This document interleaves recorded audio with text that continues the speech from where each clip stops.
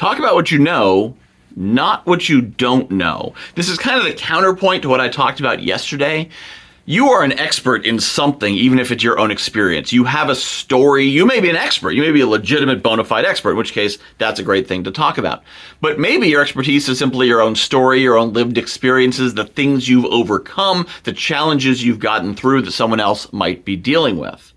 A lot of people fall into this trap of saying, oh, people want to hear about X. So I'm going to talk about X because I had success once, or I've read some books, or I've watched some videos, and I'm just going to recycle that in order to be the thing that I think people want. And that should get me attention on the internet.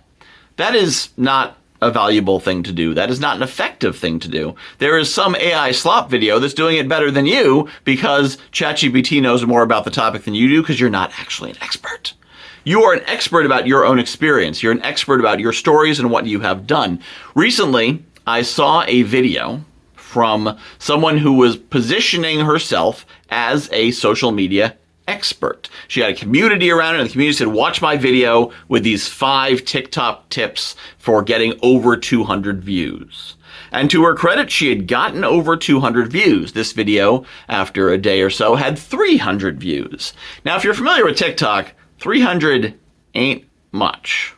Over 1,000 is when you've actually started to get some traction. Under that, it means you haven't really, the video didn't catch. So, and that's fine. Not all videos catch, but I checked in her stream and I went back about 20 videos and none of them had over 1,000 views. So here she is doing content telling us how to get more views on TikTok, how to get the audience to engage, how to work that algorithm. And all of her videos had under 1,000, most had under 400 or 500. So you could see that what she was saying, she either wasn't doing or it didn't work. You lose credibility when you do that. However, I follow plenty of people who just share their story. There is an amazing Instagram going on right now in which a woman decided to do anything but, anything but doom scroll and bed rot. And they're well-produced videos. They're well-edited videos, so she obviously has some background in this. But she somehow launched up to 250,000 followers. I don't know if she had a channel previously and erased the previous content or what. But I think it just popped off when she made the first video. And again, it's a phenomenon that it did this. But all she's doing is talking about what she knows. And what she knows is her life.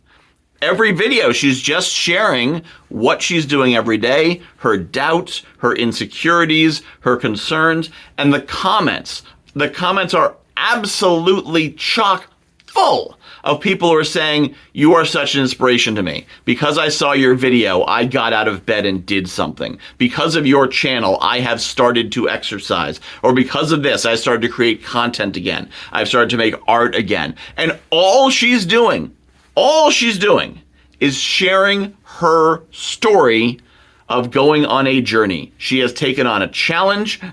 She's committed to the challenge. And that's all she's doing. She has no particular expertise except for the editing, which again is fantastic.